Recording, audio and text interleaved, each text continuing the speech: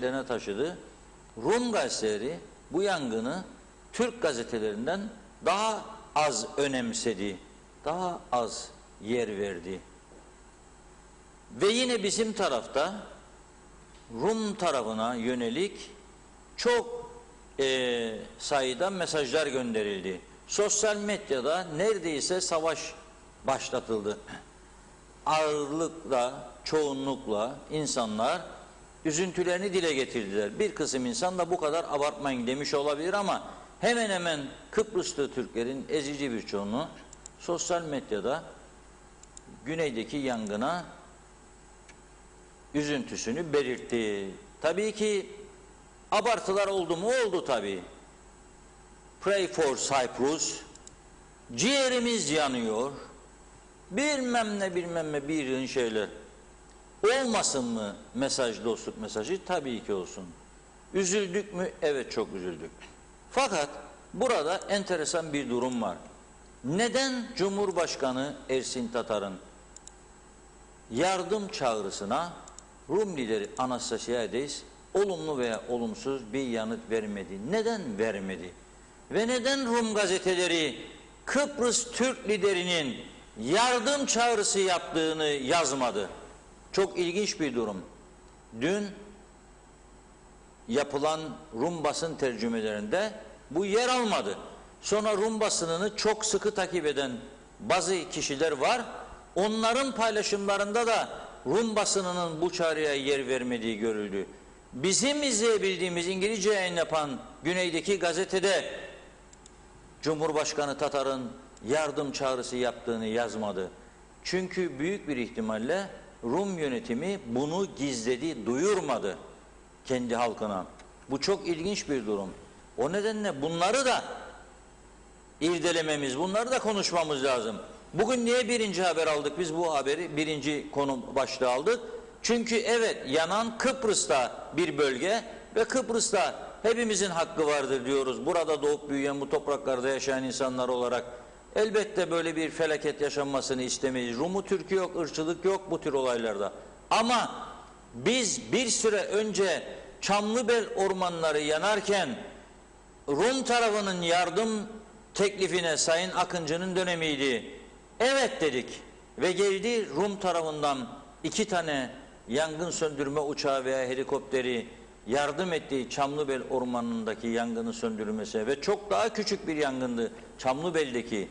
Güneyde önceki gün yangından zarar gören bölge 53 kilometre karelik bir alandı. Çok büyük bir alan. Ve 4 tane ölüm var. Düşünebilir misiniz? Çok sayıda ev yandı. Çok sayıda araç yandı. Ve sana bir Kıbrıslı Türk lider ki müzakere yapıyorsun çözüm için ve diyorsun ki Kıbrıslı Türklerin de Cumhurbaşkanısın aynı zamanda diyorsun gittiğin yabancı toplantılarda ve sana Kıbrıs Türk toplumunun lideri ki Birleşmiş Milletler tarafından teyit edilmiştir 2 toplumun yaşadığı Kıbrıs'ta. Toplumlardan birine sen geçtiğimiz yıl yangın var diye uçak teklifi yapıyorsun. Bu taraf kabul ediyor ve Rum İtfaiye Müdürlüğü'nden, Rum Orman Bakan Dairesi'nden uçaklar geliyor. Araçlar geliyor aynı zamanda. Araçlar, yangın söndürme cihazları ve yardım ediyor. Şimdi tabii şöyle bir soru da var. Ben de sordum kendi kendime bu soruyu. Rum tarafı bize deseydi hadi gelin bana yardım edin. Nasıl yardım edecektik? Bizim araçların çoğu eskimiş, miadını doldurmuş, yangın söndürmede başarılı değil. Bizim uçağımız yok. Bir helikopter geçen hafta Türkiye'den geldi diyorlar. Faal mi değil mi? Şu anda bilinmiyor. Ama ne olabilirdi? Eğer bize yardım edebilirsiniz deselerdi, o zaman biz de Türkiye'ye diyecektik ki nasıl kendimiz için istiyoruz. Ey ana gönder 2 uçak, bizden gitmiş gibi Rumlara gönderelim, yardımcı olalım. Veya sembolik olarak ne yapacaktık? 1 tane, 2 tane itfaiye aracını, yangın söndürme aracını gönderecektik. Bu da 2 toplumun dayanışması, yardımlaşması açısından iyi olurdu. Ama istemiyorlar. İşte önemli olan nokta budur. İstemiyorlar. Bizden hiçbir şey kabul etmiyorlar. Bırakın kabul etmemeyi. Gazetelerinde tek satır Kıbrıslı Türkler bize yardım etmek istedi diye bir haber yer almadı. Önlüyorlar bunu da. Duymasın kimse, gizli kalsın. Peki ne yapmak lazım o zaman? Cumhurbaşkanımız sağ olsun geziyor. Elazığ, Mardin bilmem bir hale yerleri geziyor şu anda. Davayı anlatıyor. Diyarbakır galiba. Tamam da burada hayati bir mesele var. Bu çok önemli. Bizim haklılığımızı anlatabilecek, yani Rum tarafının bizimle anlaşmak niyetinde olmadığını gösterecek ve onları baskı altına aldıracak çok büyük bir fırsat var şu anda. Vardı. O günden sadece Ersin Tatar Bey veyahut da KKTC Dışişleri Bakanı değil, Dışişleri Bakanı hiç sesi çıkmadı, bizde ayrı mesele. Hiç sesi çıkmadı. Başbakanlık, birale birimlerimiz var. Hiç kimseden ses çıkmadı. Bu işi ilk Kudret Özersay ortaya attı. Hakkını vermek lazım. Sezar'ın hakkı Sezar'a derler. Çağrı yaptı Cumhurbaşkanı'na ve Dışişleri Bakanı'na. Dedi ki Rumlara yardım önermeliyiz dedi. Bir saat sonra Cumhurbaşkanı İstanbul'dan mesaj verdi. Anastasiadis'i aradım, yardım önerdim dedi. Doğru mu yaptı? Doğru yaptı. Dışişleri Bakanlığı'ndan hiç ses çıkmadı. Dediğim gibi Orman Bakanlığımızdan, ormanın bağlı olduğu Tarım Bakanlığı'ndan hiçbir ses çıkmadı. Tamam güzel ama biz bu teklifi yaptık mı? Yaptık. Bu safhada işte sadece KKTC yetkilileri değil, aynı zamanda Türkiye Dışişleri devreye girmeliydi. Yangının olduğu günün gecesi bütün yabancı büyükelçiliklere Ankara'da bir toplantı düzenlenip anlatılmalıydı. Kıbrıs'ta bütün yabancı büyükelçiler davet edilmeliydi. Kimisa vekalet eden Tatar Bey'in yerine o beyefendi davet edip lisan bilmezseydi da yanına lisan bilen birilerini alırdı ve derdi ki görünüz işte ey insanlar biz böylesi bir durumda bile teklif ediyoruz ve bize cevap bile vermiyor demiyor, istemiyorum. Bakalım mı bildireceğim demiş Ersin Tatar Bey'e Anastasiadis. Ama hiçbir şey bildirmedi. Yardım teklifimizi kabul etmeliler. Bakınız ertesi günü bir daha çağrı. Bakın ikinci gün oldu, yanıyor ya insanlar, biz teklif ediyoruz. İlişkilerin geliştirilmesini istiyoruz. Yapmıyorlar. Güney Kıbrıs'tan tam da bu yangının gününde bir gün öncesinde adam oradan parasını verdi veya aldı, bilmiyorum ben nasıl olduysa, ama mahkemeye şöyle düştü. Rum plakalı araç kuzeye getirildi. Gümrükten kaçırılarak getirildi. Kuzeyde Rum plakasını söküp attılar. Sahte bir Türk plakası koydular, KKTC plakası.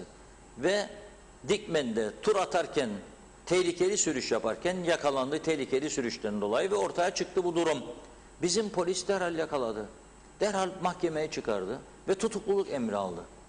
Bakın Rum tarafından bir aracın kaçırılması durumunda bile şu an cezaevinde yatan insanlarımız vardır. Rum'dan araba çaldı kaçırdı diye hapise koyuyoruz biz bizim kendi vatandaşımızı. Onlar gibi yapmıyoruz, demiyoruz görmezden gel, neticede Rum'un arabasını kaçırdı, sana ne Türk'ü hapise koyuyorsun demiyoruz. Hapise giriyor senelerce, ama onlar bizim taraftan mesela bir şey kaçırılsa yapmıyor. Onların insanları bizim insanlarımızı demir çubuklarla dövüyor. Larnaka'da Rainbow Festivali'nde bıçak sokuyor genç müzisyenimize. Bir kişi yargılanmıyor, bir kişi hapse gönderilmiyor. Para cezası da verilmiyor. Biz bunları duyurmazsak, bizim gerçek anlamda çözüm konusunda, barış konusunda onlardan çok önde olduğumuzu nasıl anlayacaklar? Biz sadece ne yapıyoruz? Açarım barışı da, ya çekerim bayrağı da, onu da yaparım. Yani biz sanki bir işgalci zihniyete sahipmişik gibi bir imaj yaratıyoruz ve onlara koz veriyoruz, kullanıyorlar bütün dünyada. Halbuki bizim insanlık yönlerimizi öne çıkaralım. Bizim gerçekten çözüm istediğimizi, ülkenin bütünleşmesini istediğimizi, barış istediğimizi, dostluk istediğimizi anlatalım. Anlatamıyoruz arkadaş. Bakın tekrar ediyorum. Cumhurbaşkanlığı var. Sayamayacağım kadar danışman doludur şu anda Cumhurbaşkanlığı. Her bölümün danışmanları var. Başbakanlık var. Müdürler, müsteşarlar, danışanlar, danışmanlar. Dışişleri Bakanlığı. Dışişlerine bağlı enformasyon dairesi. Ne yapıyor? Public Information Office. Aydınlatması lazım. Yok. Gene Dışişlerine veya Başbakanlığa bağlı ama Dışişleri Her dönem değişiyor. Tanıtma dairesi var. Adı tanıtma dairesi. Personeli var. Maaş ödüyorlar. TAG ajansı var. BRT'si var. Yok arkadaş, hiçbir şey yok. Oturduk, sadece Rum tarafının bize işgalci, istilacı diye yarattığı imajı sanki kuvvetlendirmek istermiş gibi, sanki haklıymış o bize yönelik sahte propaganda, bunu kabullenir duruma geldik. Gerçekten son derece üzücü bir durum. Devlet yönetimi bana göre, kimse kusura bakmasın, olması gibi değildir. Aslında siz benim yerime olduğumuz yerden daha gerçekçi lafını söylüyorsunuzdur ama ben böyle söyleyeyim. Olduğu gibi, yapılması gerektiği gibi devlet yönetilmiyor. Ülke yönetilmiyor. Her açıdan. Her açıdan. Biraz sonra iç konulara geleceğiz. Her açıdan. İnsanlar başladı. Polis, polis, polis diye bağırıyorlar. Polis gelmiyor diye. Buradan çok konuştuk. Pandeminin başladığı dönem. Bir yabancı Afrika ülkesinin adını da verdik. Dedik ki Ankara Büyükelçiliği çağrı yapıyor, göndermek istiyor. Gımıldayın dedik. Olmadı. O dönemin başbakanı programa geldi. Canlı yayında söyledik. Döndük, yayından sonra konuştuk. Yanımızda dönemin İçişleri Bakanı, Polis Genel Müdürünü aradı. Olmadı arkadaş, yapmadılar. Buradan Türkiye'ye kadar, Mersin'e ya İstanbul'a kadar götürmediler bu insanları ki büyük sorun ortadan kalksın. Yapmadılar. Paramız yok, uçağa verelim dediler buradan Türkiye'ye. Paramız yok, gemiye verelim dediler. Çek o zaman şimdi. 10.000'den daha polis alman gerekecek senin. 1-2 yıl içinde 10.000 polis daha alması gerekecek. Ve gene yetmeyecek. Çünkü her yerde sorun var. Her yerde sorun var.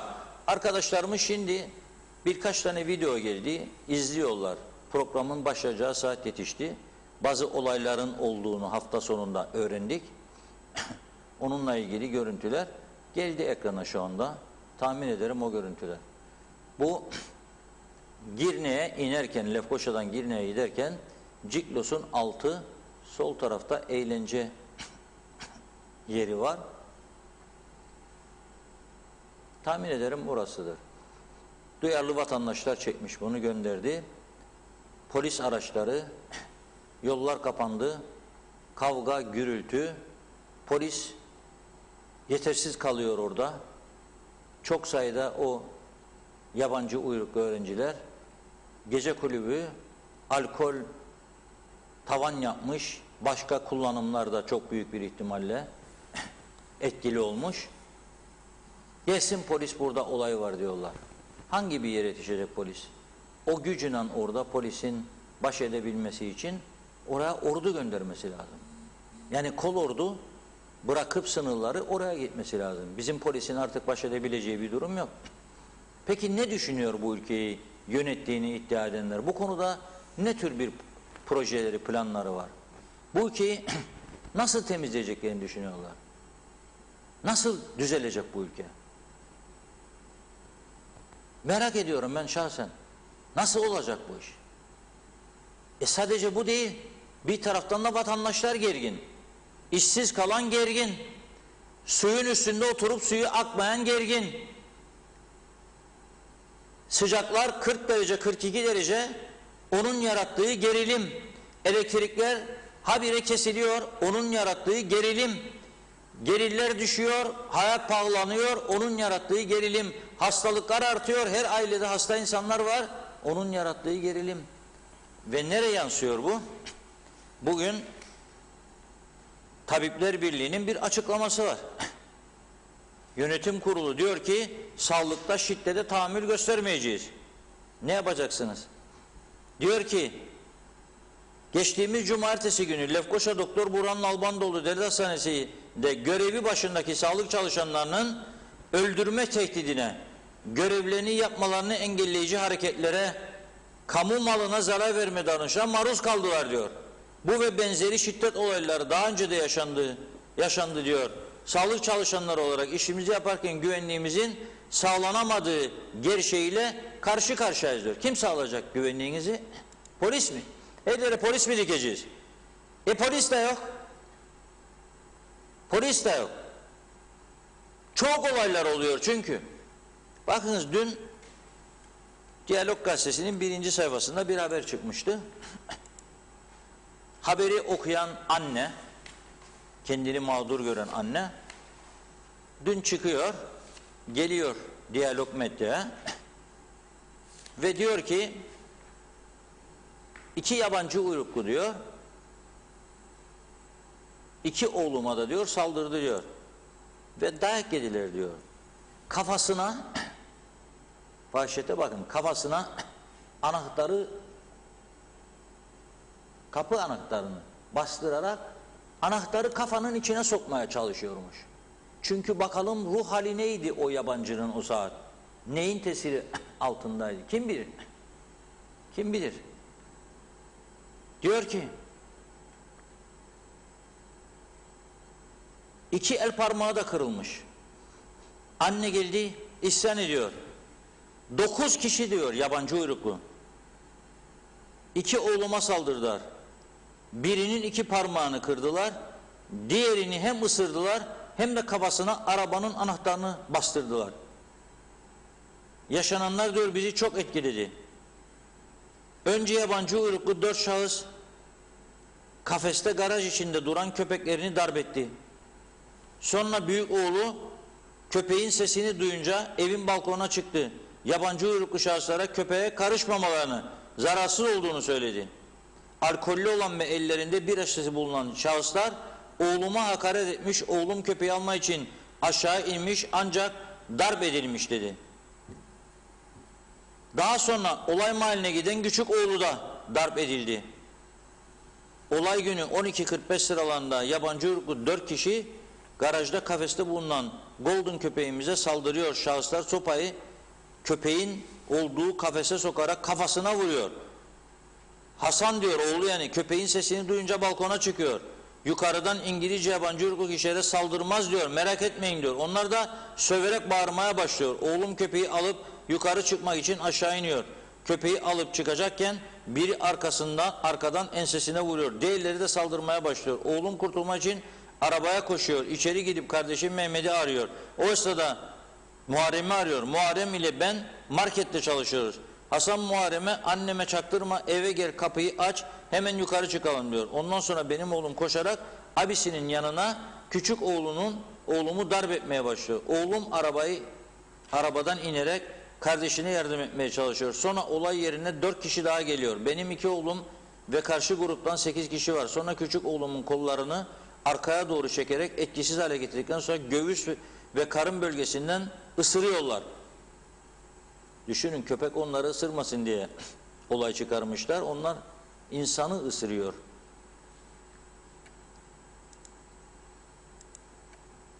Neyse, orada diyor yaşayan bir polis memuru vardı. Ben polisim deyince yabancı uyruklu şahıslar kaçtı. Polis onların nereye kaçtığını gördü.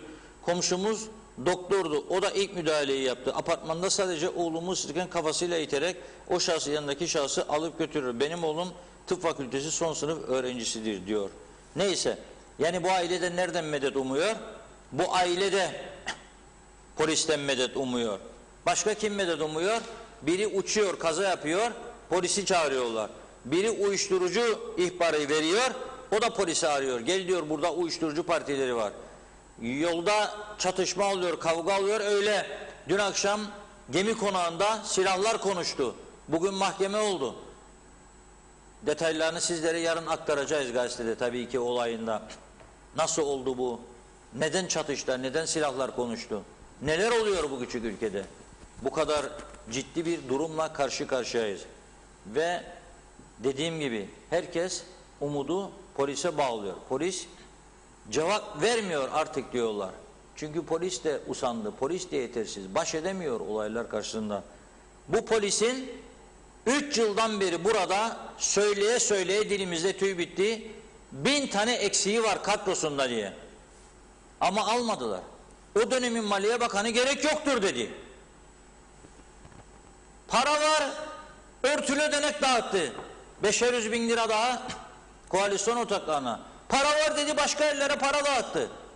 Ama polise 1000 tane ihtiyacı var polisin, adam almadı. Mahkemenin eksikleri giderilmedi. mahkemeye bağlı Lefke Mahkemesi'nin binası tamir edilmediği için mahkeme binası kapandı. Helal olsun bizlere de. Ne kadar şanlı bir toplum olduk biz de. Bölgemize il yaptırmak için canımızı yedik. Hatta oy tehdidi yaptık. Vermeyeceğiz il yapılmasa. O baskı altındaki insanlar da Lefke kökenli oldukları için o zamanki yöneticiler il yaptılar. Ne oldu? İl yapıldıktan sonra yılların mahkemesi kapandı. Neden? Bina bozuk diye. Biraz artık kendimize yaptığımız yanlışlara bakmamız lazım. Nasıl düzeltebiliriz bu ülkeyi bakmamız lazım. Bu şekilde giderse bir süre sonra bu ülke yaşanmaz hale gelecek. Yani ona doğru hızla ilerliyoruz. Bunları görmek lazım. Yani kurumlarımızı çalıştırmamız lazım. Ama az önce söylediğim devletin birçok kurumu var. O kurumlar görevlerini yapmıyor. Yaptırmıyorlar. Veya birileri yol göstermiyor. Veya birileri biz karışmayalım diyor. Ne demek karışmayalım? Ne demek karışmayalım? Adam İtalya'dan uçak istiyor. İsrail'den uçak istiyor. Ama benim buradan yardımımı kabul etmiyor. Araçlarım yenidir, eskidir, bir şey yapar yapmaz ayrı mesele. Sembolik de olsa. Neden? Çünkü Rum lideri de korkuyor.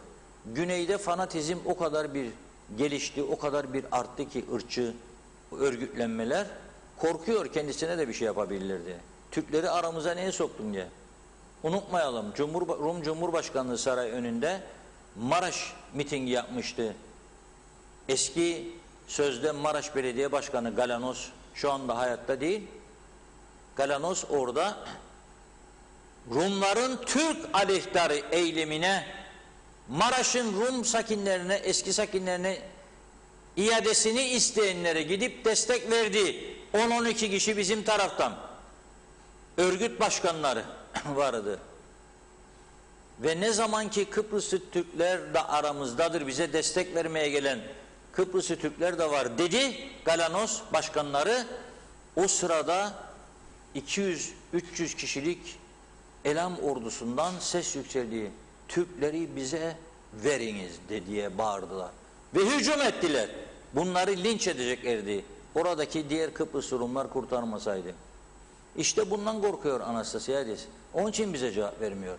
Ama bunu Fransız elçisi biliyor mu? Amerikan elçisi biliyor mu? Amerikan Dışişleri Bakanlığı biliyor mu? İngiltere yetkilileri biliyor mu? Dışişleri Bakanı. Hani geldi Cumhurbaşkanımızla birlikte sarayın bahçesinde yürüdü de. Avrupa Birliği Başkanı yetkilileri biliyor mu? Yok. Niye anlatmıyoruz? Niçin anlatmıyoruz? Dediğim gibi bu sadece KKTC'nin değil, Türk Dışişleri'nin de çok önemli bir göreviydi bana göre. Derhal basın toplantısı yapıp yabancı elçileri çağırıp böylesi insani bir konuda bile bizimle işbirliği yapmıyorlar. Bu sesi vermeliydik. Ama o şansı yitirdik. Evet. Mesajlara Buyurun, başlayalım o mesajlara. zaman yavaş yavaş. Çok teşekkür ediyoruz ilginize her zamanki gibi. Mahmut Yıldır hoş geldiniz, iyi yayınlar. Girne'den selamlarını yollamış. Mehmet İnancı da hoş vakitler değerli dostlarım, deltasız günlere diyor Mehmet Bey de, Bülent Küçük de, Natalya Dede de çok teşekkür ediyoruz. Gürkan Giritli Bakanlar Kurulu toplandı, yeni kararlar gündemde. Onur İç'ten selamlar. Bugün Mausa Hastanesi'ne gittim, ortopedi. Doktora sordum, yarın annemi ortopedik doktoruna getirecektim. Oradaki görevli bana dedi ki randevu numara alınca 1 ay sonra gel dediler. Bu nasıl bir hastane? Bence daha devlet olamadık yazmış. Param varsa yaşarsın yoksa ölürsün. Bu Sağlık Bakanlığı yok, bakmıyorlar, yazıklar olsun. 1 ay sonra gel dediler bana, annem 75 yaşında demiş. Belgin Rıfat, orada gizli askeri birliklerin yeri var Reşat Bey.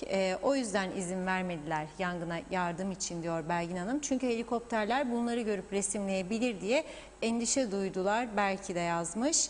Besim Erkmen'de çıkrık helikopterimiz var ya diyor. Ulus Barani, iyi yayınlar. Bizim yangını söndürmek için neyimiz var da yardım edecektik demiş. Sayar Aker selamlar. Ülkeyi bu sıcaklarda yangınlardan koruyalım. Zaten alem siyasetimiz yandı, kül oldu. Seçimler erken gelsin de bocalamadan kurtulalım. Gürkan Girit'le bizim haklılığımızı anlatmak lazım diyor. Betül Kazımoğlu da neyimiz vardı, neyimizle yardım edecektik demiş. Hasan Nihat Erduran, bizim itfaiye çok iyi, bölgelerine hakim. Orman dairesi de izler, ekipleri var demiş. Adam ben devletim sen kimsin modunda maalesef diyor. Halil Kamburca, kolay gelsin Reşat Bey. Lütfen halka aşı olma çağrısı yapınız. Tek kurtuluşumuz aşı yazmış. Bakıyorum Mustafa Kemal kabul etmez yardımı. Sonra devlet diye sayılmış görüleceğiz. Rum'un işine gelmez yorumu var. Çiğdem Ertürk Palacı, Ahmet Sanver adına yazdı yine. İyi yayınlar. Rumlar bize hastalıklarını bile vermek istemezler. Bizden yardım almayı da hiç istemezler dedi.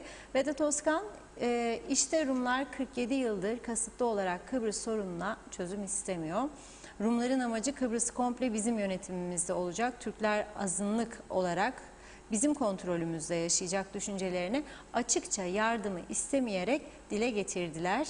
Belgin Rıfat, İsrail ve Yunanistan daha yakındı diye onlardan yardım almayı tercih etti. Bu ne demektir? Barış barış birlikte yaşayalım diyenlere bir cevaptır.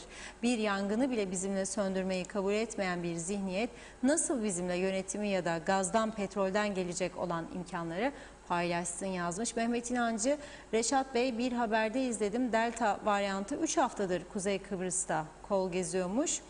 Eğer gerçekse niye halka bilgi verilmedi ve gizlendi diye sormuş. Bülent Küçük'e göre Kıbrıslıların bazı özellikleri var.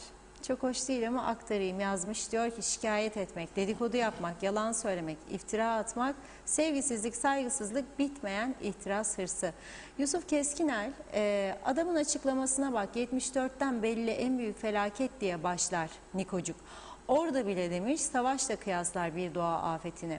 İsmail Kerçin ise iyi yorumlar. Maalesef korona her tarafa yayıldı. Düğünlerde hiçbir kontrol yok. Maske ve mesafe yok. Öpüşmeler, sarılmalar devam ediyor. Böyle giderse kapanma yolda. Kurallara uyalım diyor İsmail Bey.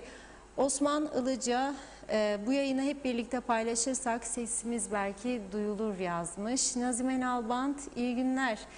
Haftanın ilk gününde sizleri zevkle dinlerim. Geçmiş olsun Kıbrıs'ım. Bu yangınlardan korusun Allah bizi diyor. Bakın bizimkiler yardım etmek istediler. Onlar kabul etmedi. Amerika'dan ve Yahudilerden istediler. Bizim taraf istedi, böyle olaylarda dini, ırkı hiç olmaz. Kıbrıs tektir, bir adadır. Teşekkür edebilirlerdi. Zeytin dalı uzattık.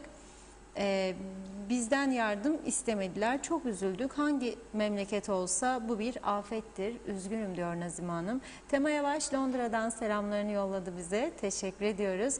Mehmet İnancı, Kıbrıs'ta bir çözüm olacağına asla inanmıyorum diyor. Değil Amerika dünya birleşse ülkede çözüm olmaz Reşat Bey. Belki olur da ömrümüz yetmez yazmış.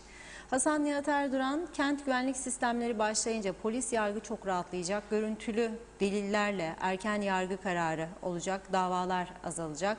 Deportlar infaz sonrası artacak. Moral bozmamak lazım yazmış. Türkan Talipoğlu, Dikmen'den hayırlı yayınlar diyor o da. Programınızda anlattıklarınızı ilgiyle dinliyorum. Teşekkürler demiş. Hatice Momin de iyi yayınlar diledi. Hüseyin Arslan, iyi yayınlar. Reşat Bey, Funda Hanım, paraları yok ama Ticaret Bakanı ithal izni vermez. Çünkü tüzük yaptılar. 2 ay burada kalacak ve polisten tekrar giriş çıkış yapacaksın ve ithal izin verecekler.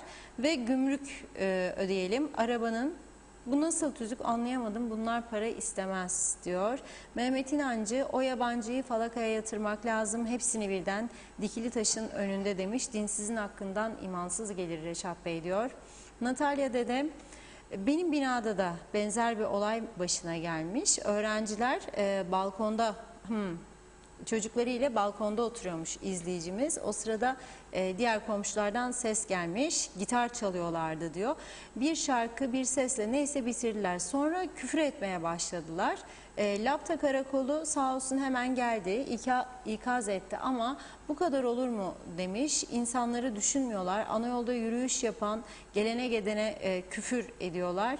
Bu nasıl bir kültür anlayamadım yazdı. Metin Maraşali de kolay gelsin iyi yayınlar dedi. İsmini vermek istemeyen bir izleyicimiz var. 27 yıldır Kuzey Kıbrıs'tayım, vatandaşlık için başvurdum. Evet, evrakları da halletmiş. Tekrar aramışlar, vatandaşlığını iptal ettiğini söylemişler. Nedenini sorduğunda da o 27 yıl arasında, herhalde yanlış anlamadıysam, boşluk olduğunu söylemişler. Dile getirir misiniz diyor. Serkan Atayler, Kuzey Kıbrıs'ta olan bu olaylara inanamıyorum. Ülkemiz başsız gibi. Yabancılar artık insanımıza saldırmaya başladı. Çok büyük bir skandal. İnsanımızı kim koruyacak diye sordu. Zeka Üçer Londra'dan selamlarını yolluyor. İyi yayınlar diledi. Çok mersi. Mehmet İnancı, kesin bu yabancılar adada uyuşturucu satmak için öğrenci kılığında rehavette yaşam sürüyorlar Reşat Bey. Sınır dışı edilmeliler. Kolayca kavga çıkartıyorlar demiş. Hasan Nihat Erduran, bizim mahalledeki emekli polis, emekli askerler var. Her evde çifte topuzlar da duvara dayalı. Çok şükür hiç vukuat olmaz mahallede. Müzik sesi fazla. Araba bile geçmez. Lastik patinaj yapsa, sürat yapsa hemen müdahale ederiz. Polise de hiç gerek kalmaz demiş Nihat Bey. Devriye olsa iyi olur. Etkisi olumlu olur kesin diyor. Osman Ilıca, polis yetersizse asker devreye girsin. Emniyetimizi kendimiz sağlarsak vay halimize yazdı. Hacı Baysal, Reşat abi iyi yayınlar, tek kelimeyle koktuk. Her gün zam, ses yok, Aziz Nesinliyiz, halkı düşünen yok, artı halk yok zaten dedi.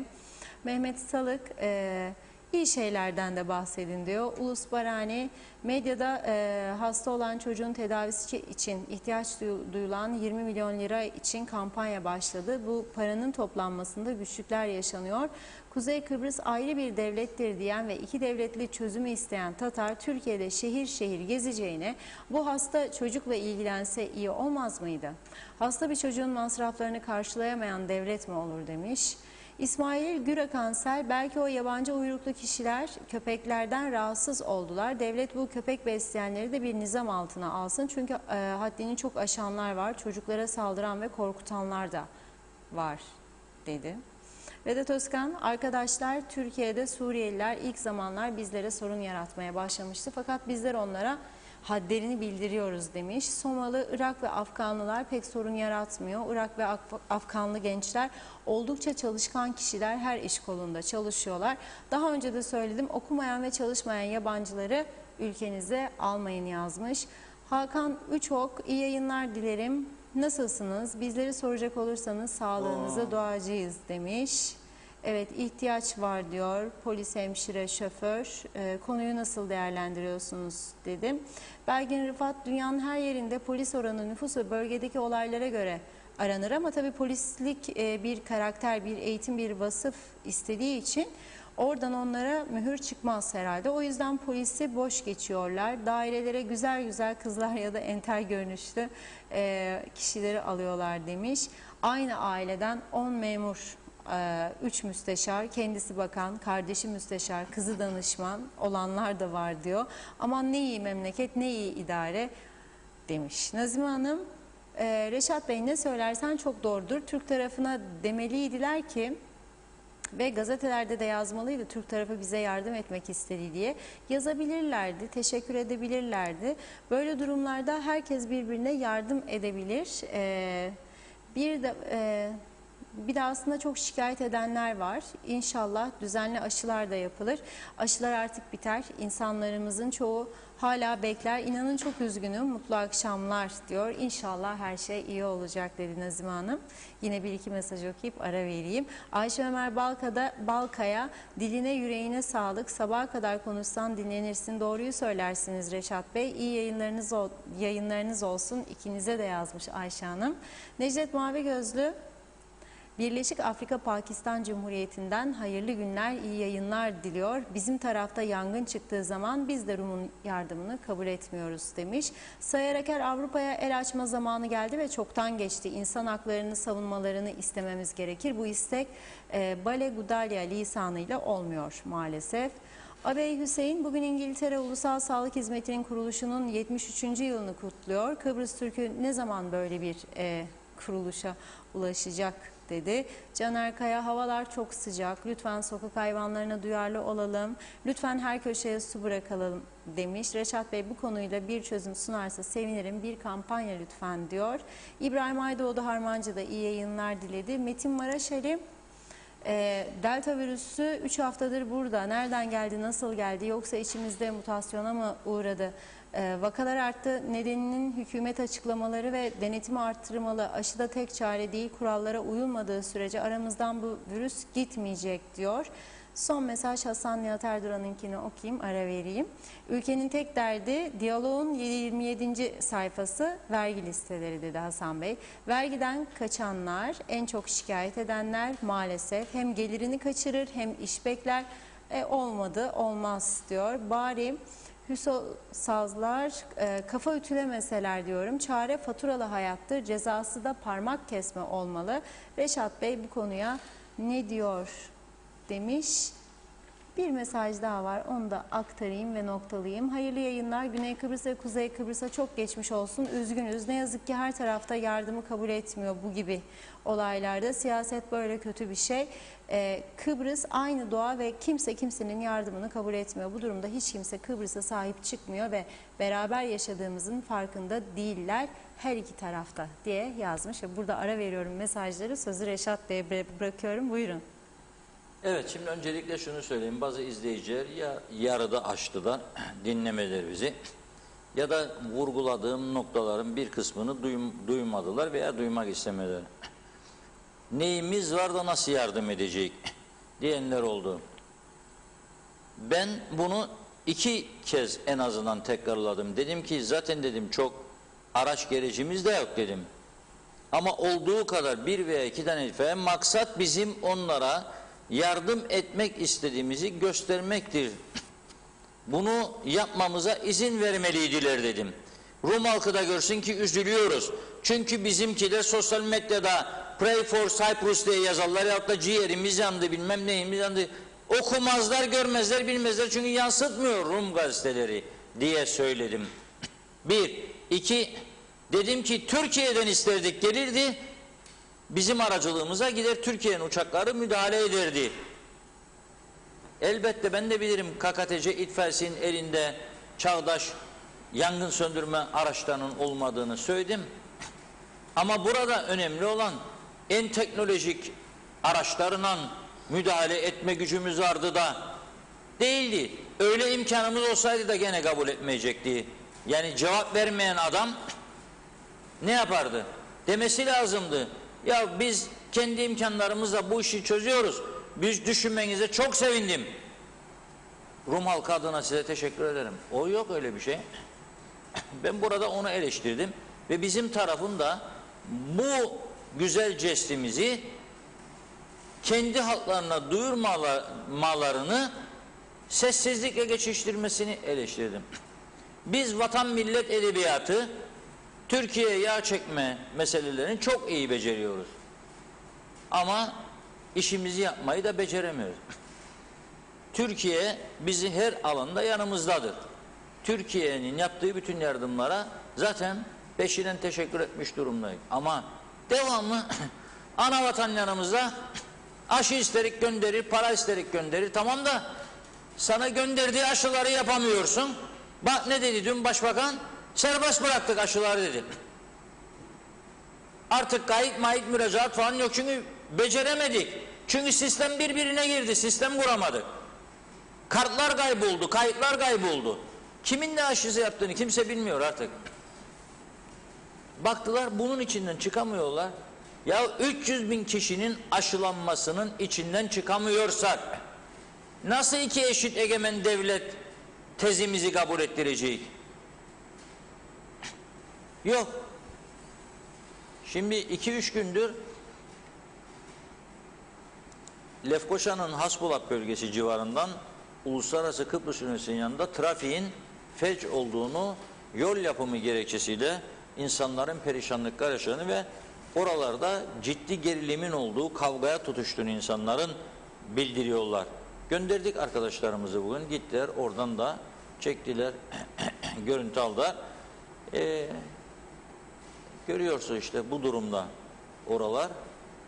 Ambulans araçları da gidemiyor, yürüyemiyor. Nasıl bir trafik düzeni sağladılarsa orada insanlar feci durumda. Polisi arıyoruz diyorlar. Polis cevap bile vermiyor. Oraya polis koymaları lazım. Yolu açsın çünkü çok ciddi krizler, sıkıntılar var. Yapamıyorlar. İnsanlar Lefkoşa'dan Gazi Mausa'ya gidecek veya yol üstündeki köylere, bölgelere gidemiyorlar. Bakınız, hale bakın. Tamam, başka ülkelerde de yol yapılır ama böyle mi? Böyle mi olur? Trafik böyle olmaz. Az önce Girne'den gösterdiğimiz görüntüde Ciklos'un altındaki o gece kulübündeki görüntüde 20 dakika diyor bize bu videoyu gönderen izleyicimiz. 20 dakika diyor yol kapandı trafiğe diyor gece. Tamam, siz orada eğlence yeri açacaksınız. Eğlence de olacak. Ama bu durum da kabul edilebilir bir durum değil. Böyle eğlence, bunun adı eğlence değil. Bunun adı artık halka işkence olur. Korku olur. Terör endişesi yaratır. Ve polis de bununla baş edemeyecek duruma gelir. Bunlara bir çeki düzen verilmesi kaçınılmazdır. Ve gelelim aşı meselesine. Sayın Başbakan dedi ki yetiştiren gitsin aşıyı olsun. Şimdi millet gidiyor. Kimisinin aklından AstraZeneca geçiyor, kimisinin Pfizer geçiyor, kimisinin Johnson & Johnson, kimisinin Sinovac. Şimdi ama bazı arkadaşlar, bazı insanlar var, Sinovac 6. ayı doldurdu veya doldurmak üzere. Ne olacak bundan sonrası? 3.'sü olacak mı, olmayacak mı? Ve işin gerçeğine gelelim. Biz açılımı gerçekleştirirken bir yılı aşkın süre bu ülkeyi ekonomikman çökerten bu bizi yönetenler, sözde yönetenler, bir yılı aşkın süreyle bizi bu sözde yönetenler ekonomiyi nasıl mahvettiler? Düşünelim bakalım. Kapanma, kapanma, kapanma, kapanma. Turist hiç istemezler. Bakınız bugün Diyalog Gazetesi'nin manşetinde nerede o eski günler diyor. Ve üst başlıkta verir, turist akışı başlamadığı için Girne Antik Liman'daki lokantaların bir kısmı hala kapalı. Kapalı lokantalar. Birkaç tane Kıbrıs'ta yaşayan bu yabancılar gördüğünüz limanı gezmeye gidenler lokantaların yarısının kapalı olduğunu, aynı zamanda Antik Liman'ın her tarafından harabeye döndüğünü görüyorlar, üzülerek izliyorlar, şaşıyorlar. Bu kadar paha biçilmez değerdeki bir yeri nasıl becerdi bu Kıbrıslı Türkleri ya da bu harabeye çevirdiler? Görüyorlar ve herhalde bizim için bir şeyler söylüyorlar işlerinden. Bu kadar başarısızlık var. Peki şimdi ne olacak? Ne olacak şimdi? Yani yeni bir gündeme geldi. Dün Sayın Sağlık Bakanı ilk bir açıklama yaptı.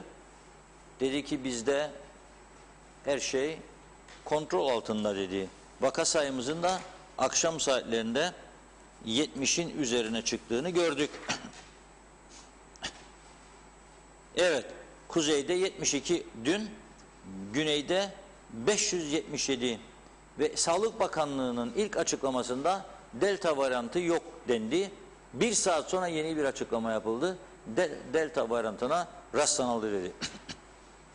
Ama bu andan itibaren de sosyal medyada baktık, çok farklı görüşler. Şimdi ne yapacak, ne olacak, ne edecek? Tamam da aşı derken 300 bin aşı geldi. Aşıları da bir sıraya koyamadık, insanları aşılayamadık. Bir, iki, açılım yaparken turizme işkence çektirmeyi kabul ettik. Bileklik, ona da geleceğim.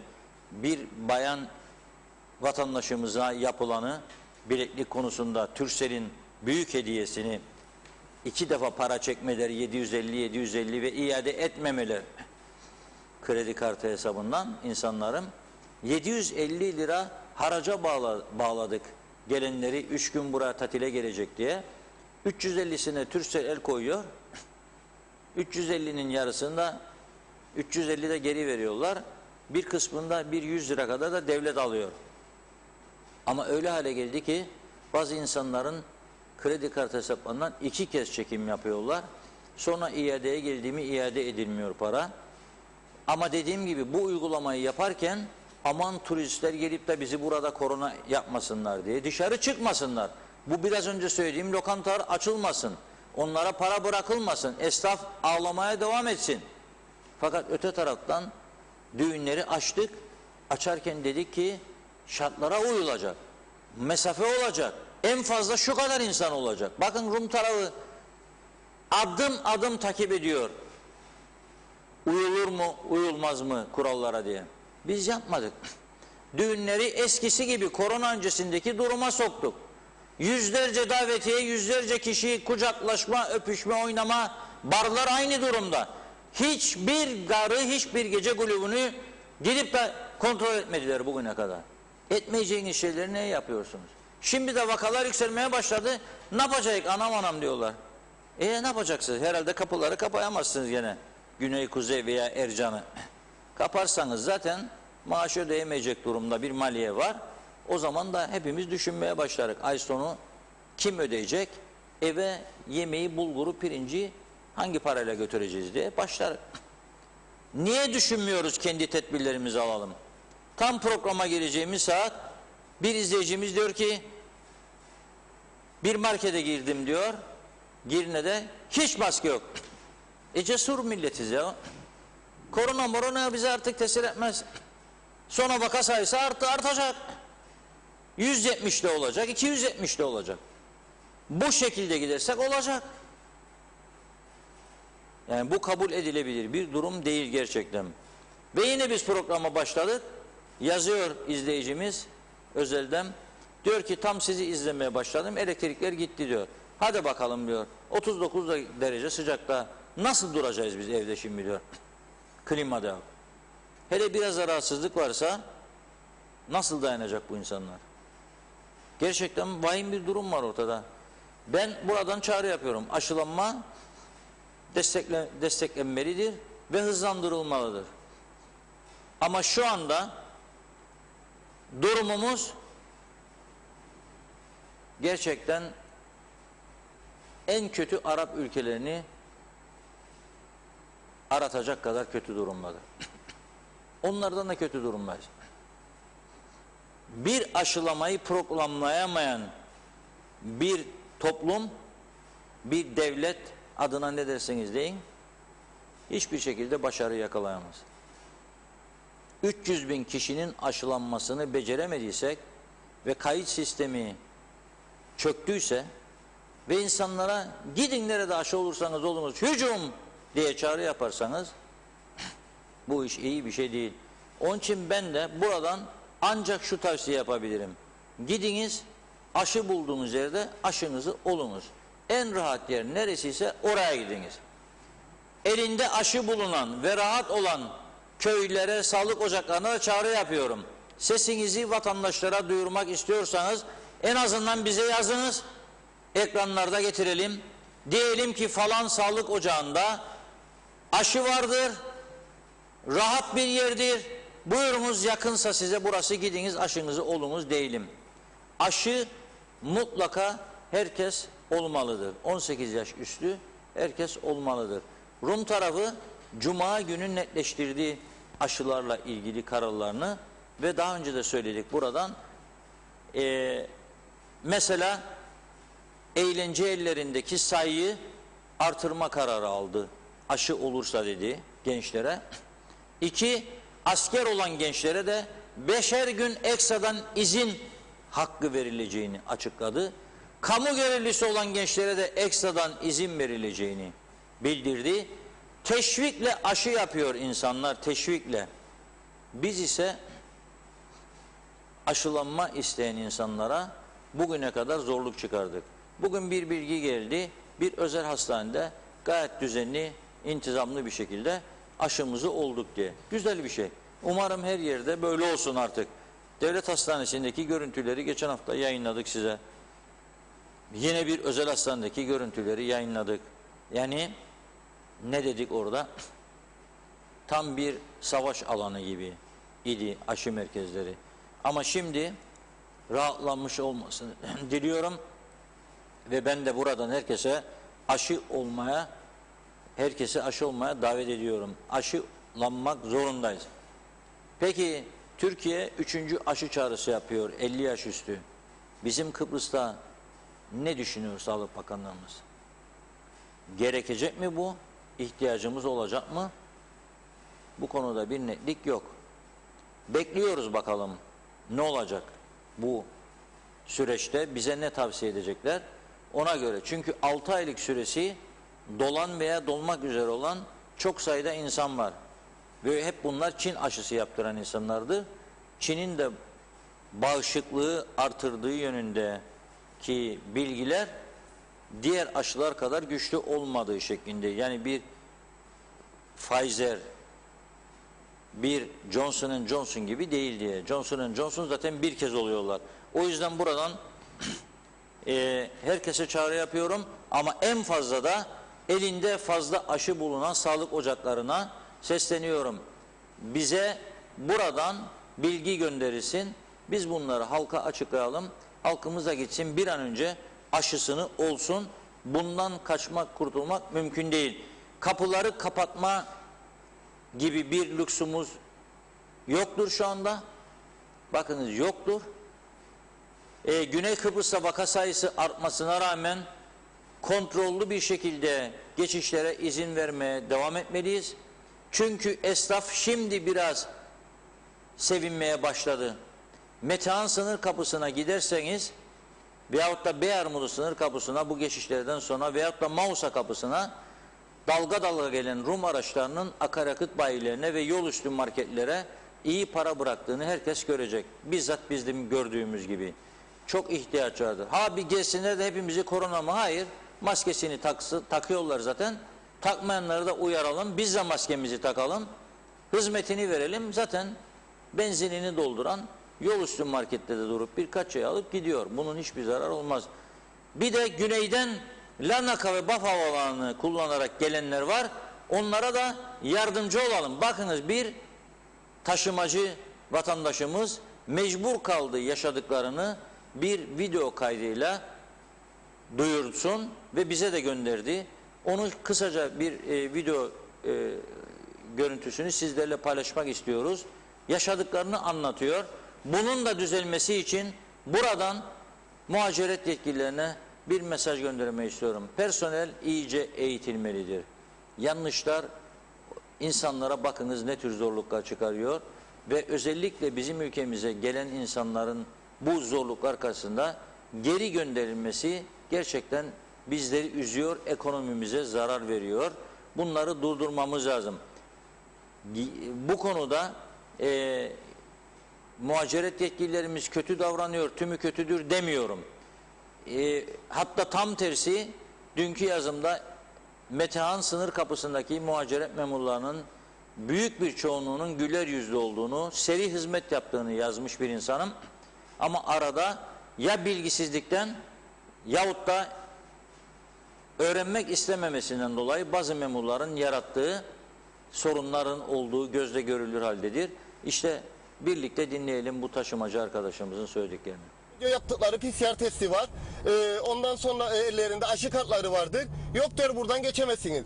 Aramadığımız yetkililer kalmadı. O yetkililer de bazıları geçebilir dedi. Öbürü telefona bakmadı. Sayın Bakanı da aradık. O hiç telefona bakmadı. Ne de yaptık? 45 dakika orada bekledik. 45 dakikadan sonra eşek gibi Bostancı sınır kapısından Metehan sınır kapısına geldik. Orada da bir tane çok böyle makyajlı, kendini sosyetik zanneden bir tane bayan var orada. Neyse ona verdik bayana evrakları baksın. Bakar. Tamam dedi geçebilir. PCR testi gerekir mi bayan? Yok dedi PCR testi de gerekmez. Dedim Bostancı'daki bayan böyle dedi. O dedi bilmez. Yani bu devlet bu insanları bu daireleri alırken bu insanlara gereken bilgiyi, bu insanlara nasıl davranılacağını, hangi insanın geçebileceğini, hangi insanın geçemeyebileceğini anlatmıyor mu yani? Nasıl bir insanlar yolda gelirken Bostancı sınır kapısından Metehan'a gelirken kadının bana söyledi. Serhan ben buradan eğer ki bugün geçebilirsek o tarafa ben de evimi, yurdumu, her şeyimi satıp kaçacağım dedi bu memleketten. Böyle bir şey olabilir mi yani? Nasıl bir memleket olduk biz böyle yani? Bu korona gerçekten insanların öbür yüzünü gösterdi. Özellikle devletimizin. Ben başka bir şey demeyeceğim. Yazıklar olsun. Gerçekten yani bu devletin içinde, yani bu memlekette yaşayıp da bu insanlarla bizi yönetmeye çalışan, bu Covid döneminde yönetmeye çalışan insanlarla aynı nefesi almaktan gerçekten anladınız. Yazıklar olsun. Gerçekten yazıklar olsun.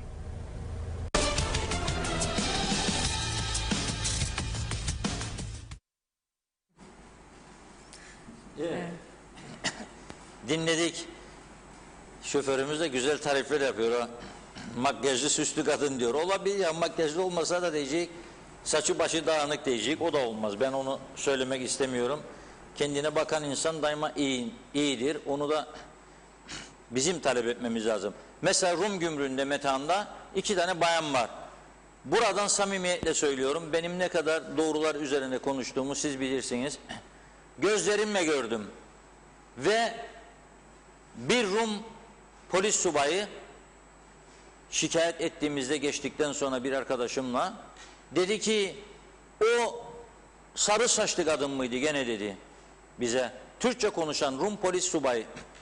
Evet dedik. Aman aman aman aman dedi böyle. Aman dedi. Ne? Çok kötü dedi. Kötüyse koymasınlar buraya kendisini. Bazıları var insanın yüzüne bakmıyor. Teşekkür edersin cevap bile vermiyor ve oyalıyor kasıtlı bir şekilde. Geçişleri engellemeye çalışıyor. Çünkü kendi vatandaşlarının kuzeye geçip bize para vermesini istemiyor. Dolayısıyla bu konularda çok önemlidir. 2 toplumlu teknik komite var. Bizim teknik komitemizin başkanı ara sıra gidecek, makam arabası var, benzini ödüyoruz vergilerimizle. Binecek arkasına, koltuğa oturacak rahat rahat, klimalarda çalışacak, gidecek, inecek, bir 10 dakika sıcak havada görecek, bir şey değil. Bir şey değil. Ondan sonra dinleyecek, görecek, izleyecek, yanlış için açacak telefonu, diyecek ki Rum tarafındaki muhatabına açtık bu kapıları beyefendi ama böyle böyle böyle diyecek. Bak ben buraya her gün geliyorum, sen de gel istersen. Orta yerde bir de kahve içelim. Bir yapta bir gün ben sende içeyim, bir gün sen bende iç diyecek. Zorlayacak onu, zorlayacak. Yok ki sadece onlar bize istediği gibi laf söyleyecek, istediği iddiada bulunacak bütün dünya. Biz de hep geriden seyredeceğiz. Anavatan bizim yanımızda olduğu sürece korkmayık diyecek. Olur mu ya böyle bir şey? Kendi haklarımızı savunmayacak. Olmaz. Şimdi Serdarlı'dan da bir izleyicimiz yazıyor. Bugünkü Diyalog Gazetesi'nde var ön sayfada. Alta doğru gelelim. Serdarlı köyünde yaşayan ve 4 günde bir su alabilen vatandaşlar tepkili, zordayız diyor. Ya Türkiye'den bize su geldi. Baraj doldu taştı Geçikköy. Ve sen bu köyün insanlarına 4 günde bir su veriyorsun. Kadın vallahi billahi diyor. Bir kova 7 dakikada doluyor diyor. Nasıl olacak bu insanlar hayatlarını idame ettirecekler? Niçin? Muhtar da diyor ki, sebebini söyleyeyim mi senin için? Muhtar da diyor ki borular diyor, yani su boruları demek istiyor. Eski olduğu için, tazikli geldiği için de su patlar diyor borular. Değişemedik diye diyor. Başka bir yöntemle veriyoruz. Havuza dolduruyorlar. Herhalde havuzdan da damla damla veriyorlar insanlara. Dağları, denizleri aştı geldi bu su buraya.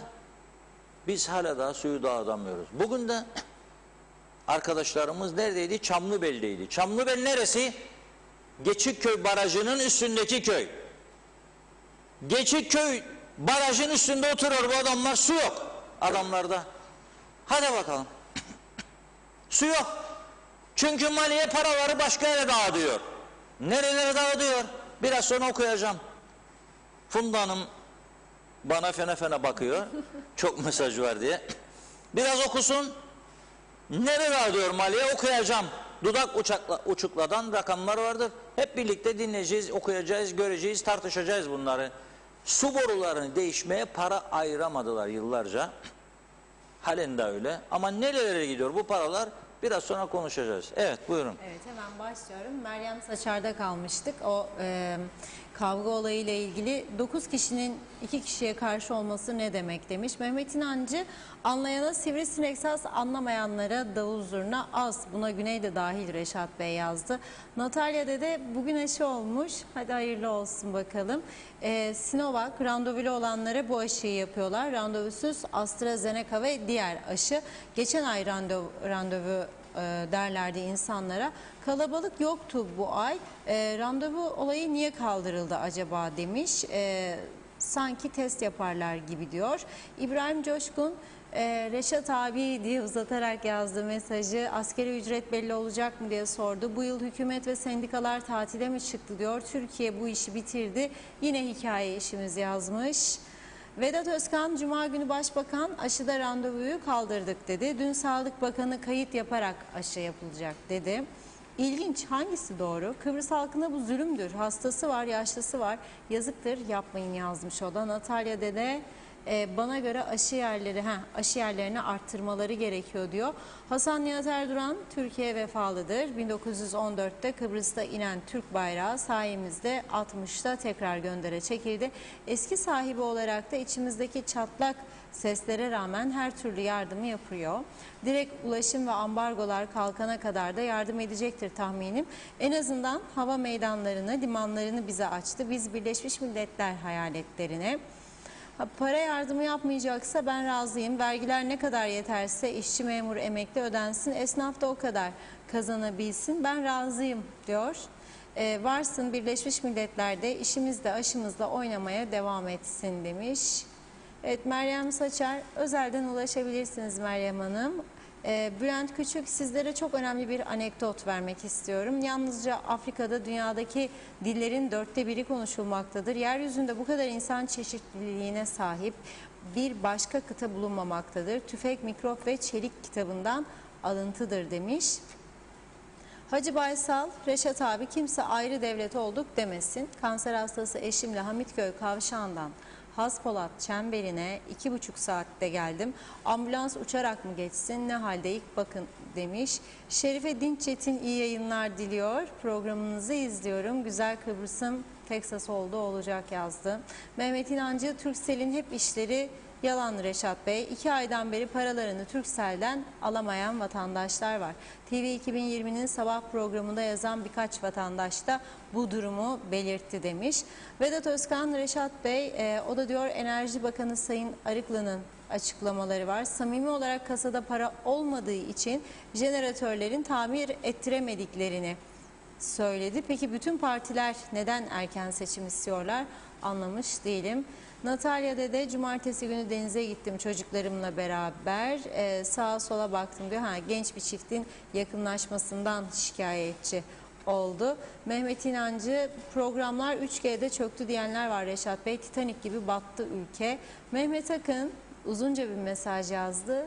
Hızlıca aktarayım. Açılımı isteyenler, tedbir alınmasını isteyenler, biz özel sektör çalışanları, istemeyenler, barlarda, gece kulüplerinde, restoranlarda, düğünlerde, nişanlarda öpüşen, dip dibe oturan, birbirlerine sarılan, çak diye selam veren, pervasızca kuralları hiçe sayan, maaşlarını tıkır tıkır alan, kapansın her yer diyen kamu memurları. Daha zamları, döviz kurlarına ve çalışmayan, ülke sorunlarını çözmeyen demiş, bin ah işiten meclis var. Bir dokun bin ah işiten meclis var ve yine yaklaşan bir seçim, maalesef kongreler, toplantılar, tek çözüm başkanlık sistemi. İyi yayınlar diledi. Belgin Rıfat, Reşat Bey, memlekette harnup ağacı kalmadı. En güzel serin harnubun altındadır. Sıcaktan bunalanlara tavsiye edin. Ne yapalım? Oy verip defa ve defa başa getirdikleri hükümetin ve diğer idarecilerin uygun gördüğü yaşam kalitesi budur yazmış Belgin Hanım. Aşkın Güneydeniz, neyi düşünecekler Reşat Bey? Onlar tatili düşünür. Halkı düşünen yok. Umurlarında bile değil. Nerede meyhane balık rakı? Bakanlar orada. Ye babam ye. Yazıklar olsun demiş.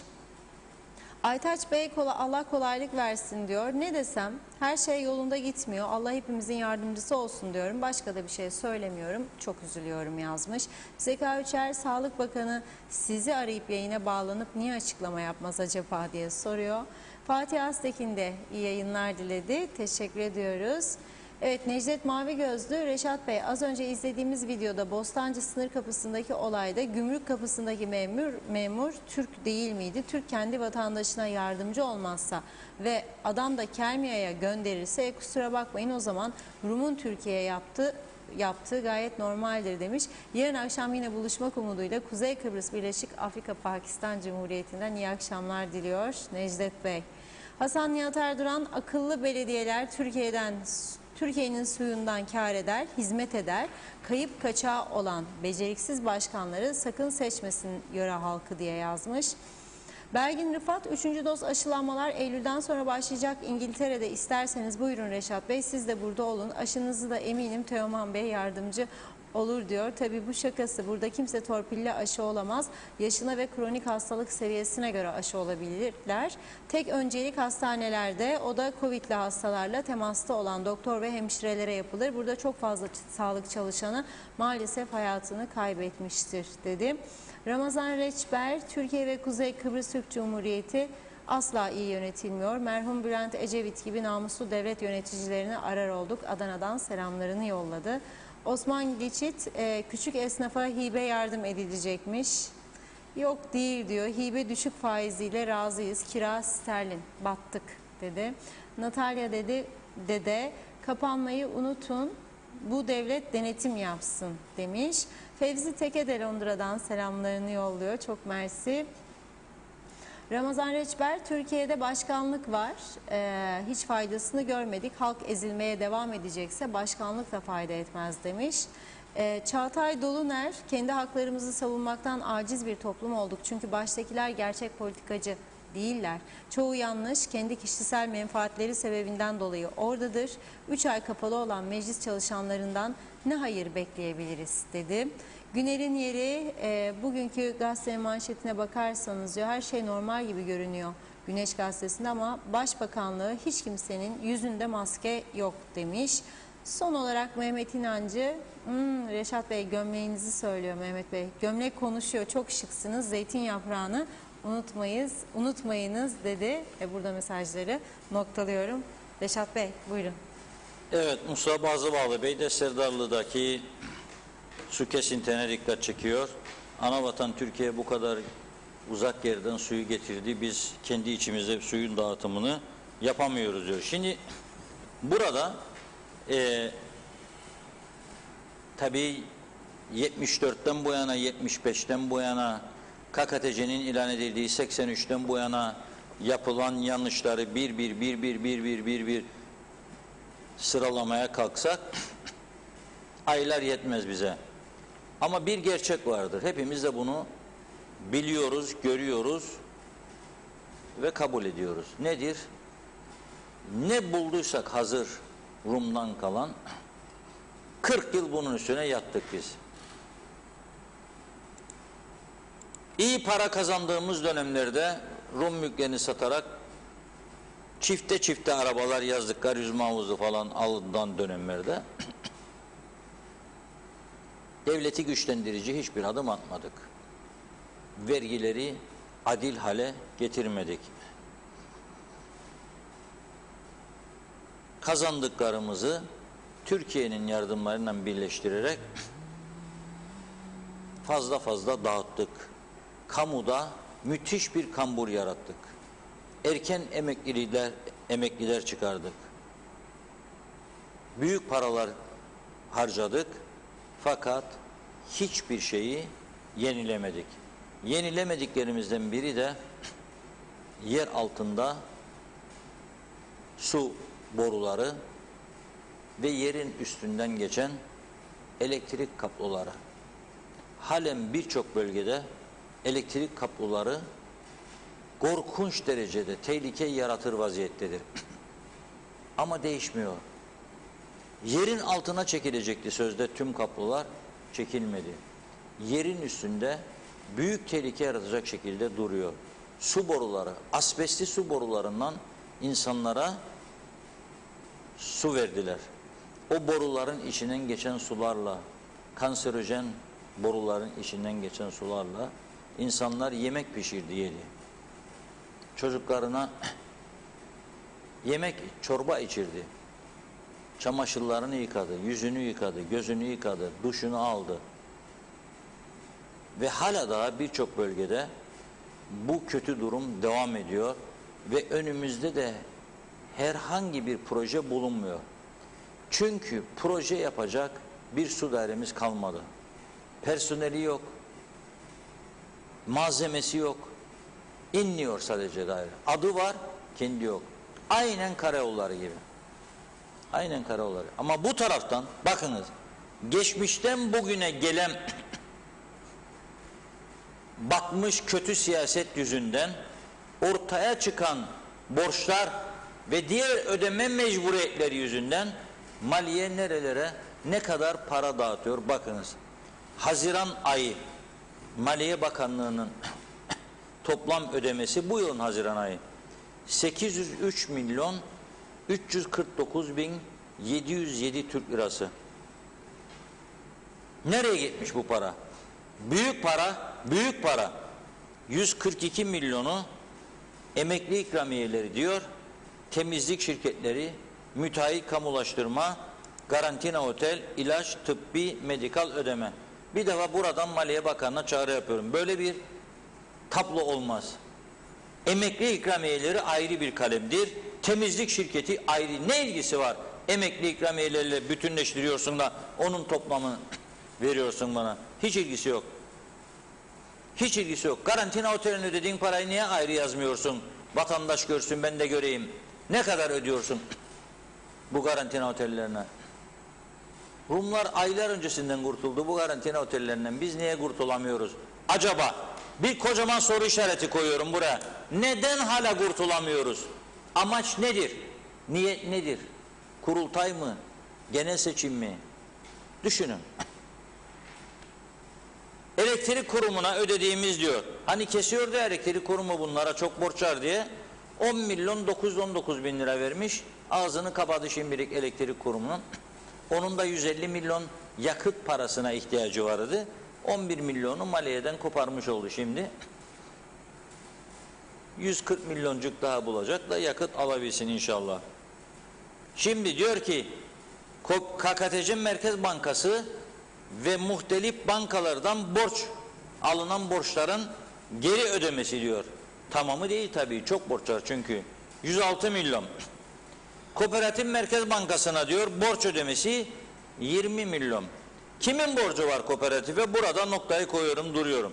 Kimin borcu var kooperatife? Kimin? Batmış Kıbrıs Türk Hava Yolları'nın. Devlet kefaletiyle. Kimin borcu var Kooperatif Merkez Bankası'na?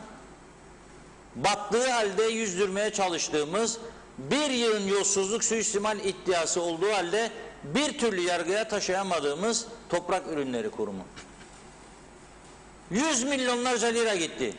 Son gittiler Ankara'da 12 milyon dolar Ankara'ya olan borcu, Türkiye olan borcu, Türkiye Toprak Mahsulleri Ofisi'ne olan borcu sildiler.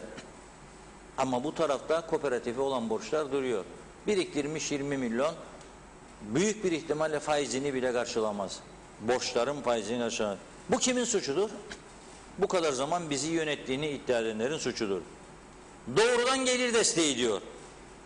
9 milyon 444. Turist taşımacılığı teşvik 1 milyon 602 bin. Süprüvex Narince'ye desteği. Çıkamıyor içinden Süprüvex.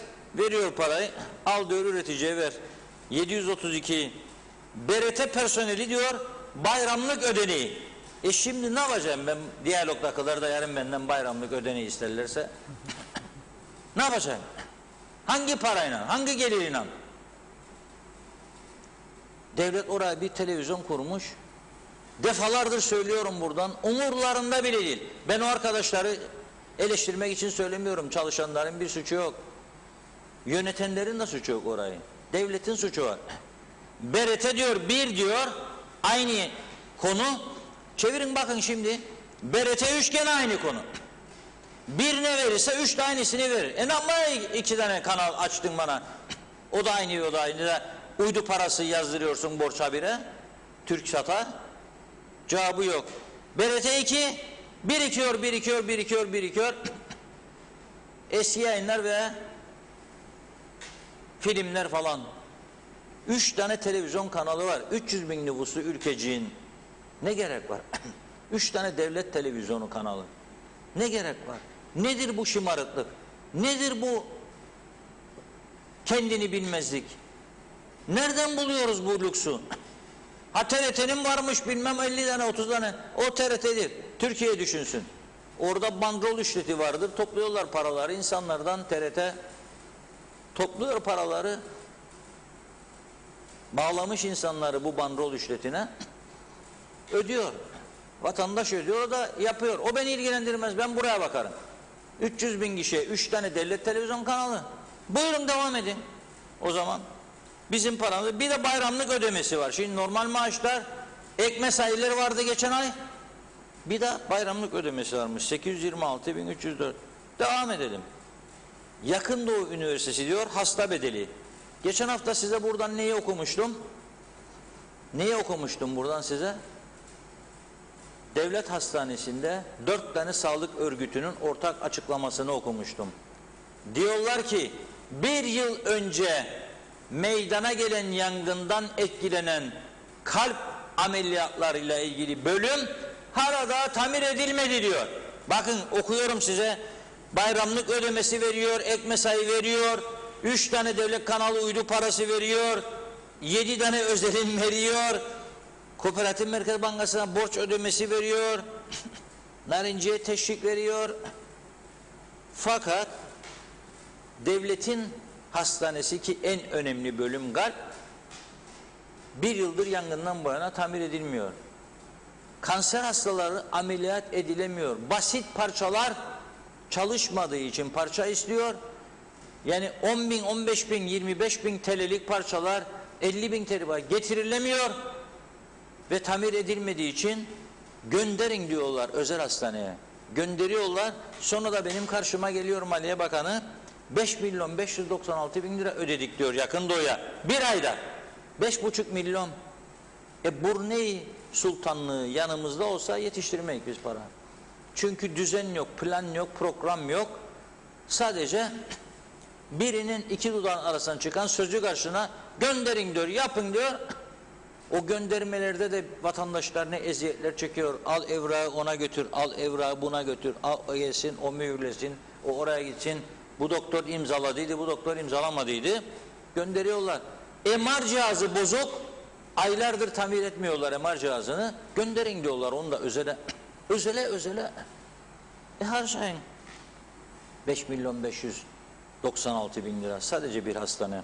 Ötekilerine ne verdiklerini bilmiyorum. Varsa listede okuyacağım.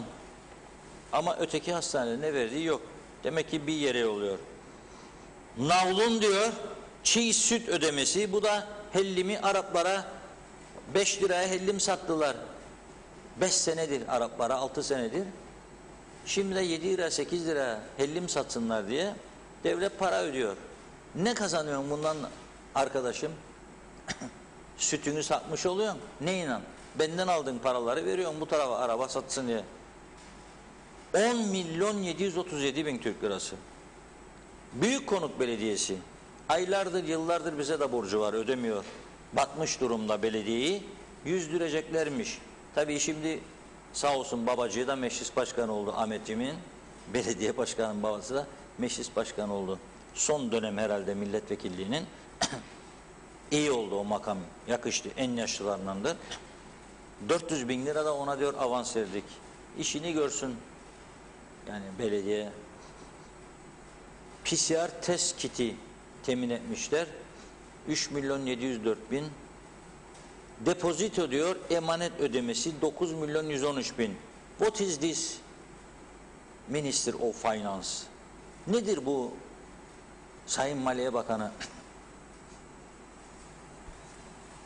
Depozito emanet öt ne demektir? Ödemesi demek. Neyin depozito emanetidir?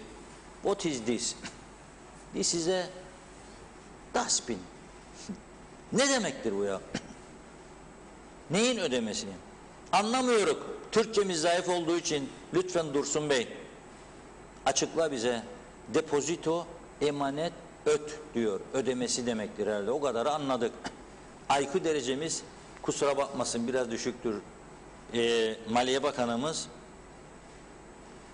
İstanbul Ankara temsilciliği sağlık hastalığı hastanelerine aktarılan 2.915.000.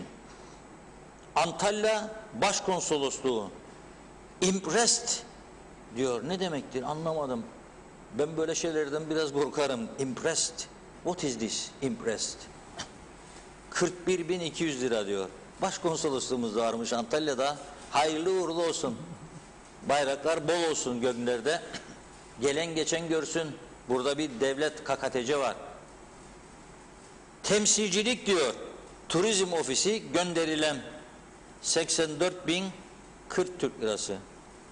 Koronavirüs yerel iş gücü istihdam desteği fonuna katkı 13 milyon Türk lirası. Evet, maliyemiz bayağı zenginleşti. 803 milyon 349 bin Türk lirası aktardı. Bunların içerisinde çok büyük rakamlar okudum size. Bankalardan borç %21, 22, 23 faiz ödüyor. Kooperatif Merkez Bankası 20 milyon eski batmış kuruluşların faizlerini bile karşılamıyor. Doğrudan gelir desteği 9,5. Narenciye desteği 732 bin. O çok değil gene. BRT ödeneği 826, bayramlık ödeneği. Düzeltiyorum. Yakın Doğu Hastanesi'ne transferler 5 milyon 596 bin. Navlun çiğ süt ödemesi 10 milyon 734 bin.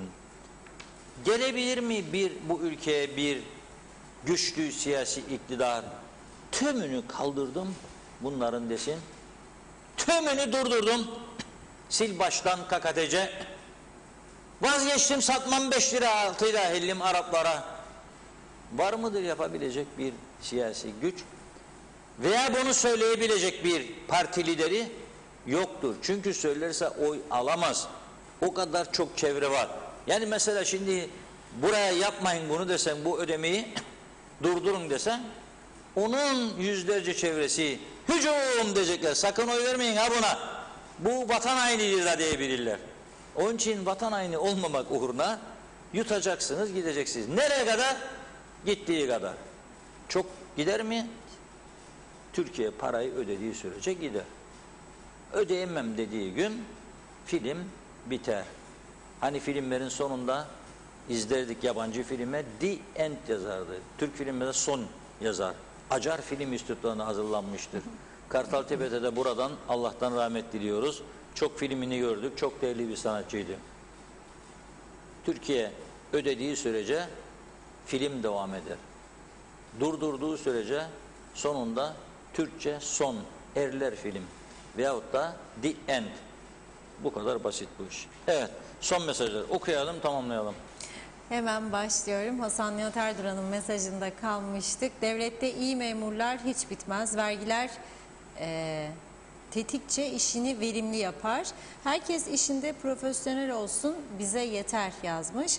Mehmet İnancı, Reşat Bey cumartesi günü güneye geçtiniz ve aşı sırasını paylaştınız. Bizde de böyle mi diye soruyor. İsmail Bükülmez, biz siyasiler tatildeyiz. Memleket sorunları için lütfen bizi aramayın, rahatsız etmeyiniz yazmış. Vedat Özkan, Reşat Bey lütfen gazetenizde dile getirir misiniz? Meclis niye 3 ay tatil? Vekillerinizde bunu sormanızı istiyorum. Ayrıca bu izin süresince maaşları kesilse yine de 3 ay tatil isterler miydi diye soruyor. Ayşe Güner Mertcan, selamlar. Kimi görsek itekleriz. Yine de haktan yardım bekleriz. Ne biçim insanlar olduk? Londra'dan Güner Bey yazdı bu mesajı. Hasan Nihat Erduran, 63'te öldürerek, soyarak, sömürerek semizleşti Rum. Ensemizden Maraşlar sanayi bölgeleri yaptılar. Biz gettolardayken 74'te 3'te 1'i kaldı bize adanın. 57 yıllık ambargoların bedeli nerede? Gerçekçi olalım, vergi cenneti ambargolu hayal etleriz. Maalesef vergi mükellefi olmayan yurt dışından şikayet edenler de boşuna ahkam keserler. Ülkenin cezasını, cefasını çeken biz buradaki vergi mükellefleriyiz. Durum bundan ibarettir yazmış. Natalya de bize de borç yazdılar. Para başka hesaba yattı. Yok bu iş mahkemeye gitti. Uydurma kredi çok var diyor. Ömer Bozkaravezirler Arıklı'yı eleştirdi. O geldi geleli hayır etmedi diyor kurum. Şenay Üzümcü, bizi yönetenlere yazıklar olsun. Sabah elektrik kurumuna gittim. Tam 2 saat dışarıda sıcakta sıramın gelmesini bekledim. Bu ne biçim ülke, ne biçim sistem, çok yazık demiş. Aysin Öztrak iyi yayınlar diliyor. Hasan Nihat Erduran, PayPoint var bankalarda, ödeme yaparlar müşteri adına. Mehmet İnancı, para bitti, hastane tamir olmaz, bir 30 yıl geçer herhalde yorumunda bulundu. Bakıyorum. Aşkın Güneydeniz, yağma Hasan böreği dağıt babam dağıt bol tarafından demiş. Belgin Rıfat diyor ki siz daha iyisini bilirsiniz Reşat Bey, idareci olan sizsiniz demiş. Ben şaka yazmıştım. Funda Hanım da okuduysa bilmem valla, o da suç ortağım oldu diyor Belgin Hanım. Vedat Özkan, sanırım hükümet ekrana çıkıp jeneratör bozuk, hastane üniteleri bozuk demelerinin sebebi bizim kasada paramız yok. Türkiye duyarsa malzeme veya para göndersin veya Kıbrıs'ta hayırsever zengin bir vatandaşımız yaptırsın demeye getiriyorlar yazmış. Hasan Nihat Erduran da İmpres'te açıkladı. Petit cash acil nakit ödemelerdir. Fatura makbuzla ödemeler için şirketlerde de olur diyor. Adı Güzel Akdeniz, selamlar Reşat Bey. Çamlıbel'in su sorunu çözülmezse bir heyet toplanıp doğru Ankara'ya. Çünkü bizim bürokrasi çözemez, saygılar demiş. Hüseyin Emektar, Türkiye TL'nin kaybettiği değeri ödese ancak diyor. Mehmet İnancı, hava yolları battı, yargılanan yok. Kuptek battı, yargılanan yok. Suyu doğru dürüst dağıtan yok, hesap veren yok. Sizce ne olacak Reşat Bey diye sordu. Ramazan Reçber, her siyasetçi seçimden önce ballandıra ballandıra halka umut veriyor. Ülkeyi iyi yöneteceğini söylüyor. Sonra bir bakıyorsunuz tren raydan çıkmış. Hasan Nihat Erduran, bütün muafiyet, bağışıklık, teşvik, sübvansiyeler artık kalkmalı. İşi yapabilen yapsın yoksa bassın. 5 yılda düze çıkan çıkmış zaten demiş. Natalya Dede, harikasınız diyor. Çok mersi. Günlerin yeri Çamlıbel'in suyundan bahsedeceğiz. Hasan Nihat Erduran, belediyelere su verilir ucuz. Onlar satar pahalı. İş bilmezler de patlak olur. Seçmeyin kardeşim yazmış.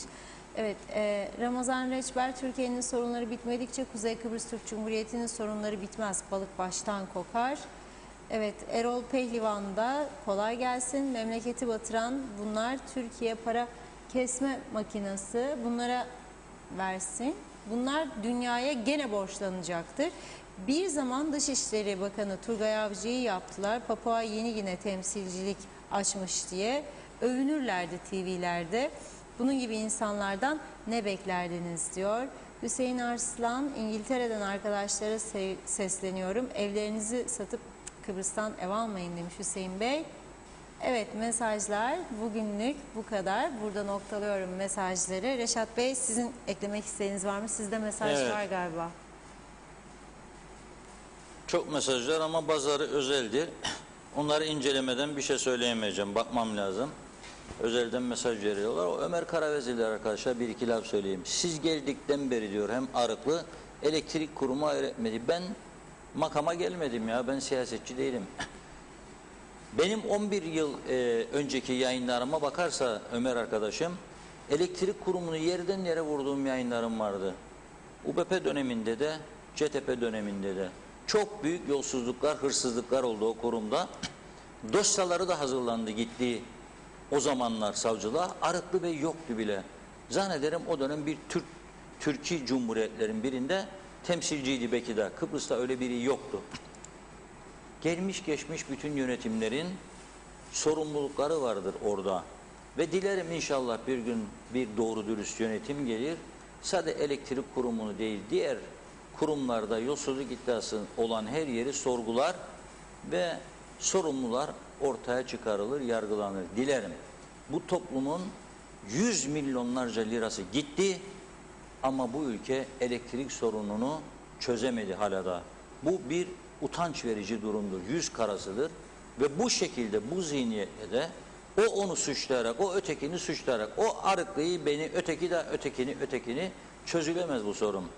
Bütün çağdaş ülkeler nasıl çözdüyse biz de ancak o şekilde çözebiliriz. Çözülecek mi? Benim umudum var mı? Yok. gene yamalayıp bir yerlere bir başka iktidar döneminde biraz daha yamalayacak. Jeneratörler tamir edilecek. Gene ileride 1 sene 2 sene sonra yolsuzlukları, suistimalleri konuşacak. Gene bozuk akaryakıtları konuşacak. Gene kaplo değişimi diyerek ama değişmeyen kaplolara harcanan paraları konuşacağız. Gene 10 sene uzatmalı sözleşmeleri konuşacağız, giden milyonları. Elektrik kurumu konuşulacak. Bu çağdaş dünyada, bu yeni gelişimde elektrikle güneş enerjisi, rüzgar enerjisi, doğal gazla üretim gibi konuları tartıştı millet. Biz bununla istemek istiyorsanız bana mevcut düzencik devam etsin. Merak etmeyin, devam edecek çünkü bu mevcut düzenciyi değiştirecek bir siyasi yapı yok. Mevcut siyasi partilerin hepsini denedik, hepsinde de düşünce aynıdır. Yaşatacak diyorlar işte bir şekilde. Ne şiş yansın ne kebap, bu şekilde gidecek bu durum, öyle görülüyor. Ama beni siyasetçilerle karışmayın, benim hiçbirisiyle ilgim alakam yoktur. Bütün Kıbrıs Türk'ü de bunu biliyor, birkaç kişi bilmeyebilir. Evet, buyurun. Evet, yorumlarımız bugünlük bu kadar. O zaman yavaş yavaş tamamlayalım. Tamamlayalım. Yarın tekrar görüşmek ümidiyle değilim. Çamlıbel konusuna çok girmedim çünkü röportajlar vardı arkadaşlarımızın. Onları yarın gazetede yayınlayacağız. Yarın gazetede röportajlar çıkınca daha rahat üzerine konuşma konuşuruz. şansımız olacak. Belki bu arada su dairesinde yetkili biri bulunabilir, belki de konuşulur. Onu da uğraşıyor arkadaşlarımız. O zaman daha detaylı konuşabiliriz diye düşünüyorum. Ağzınıza sağlık. Biz de size çok teşekkür ediyoruz değerli yorumlarınız için. Sevgili izleyenler, programımızı burada noktalıyoruz. Yarın yine aynı saatte görüşmek üzere. Hoşça kalın.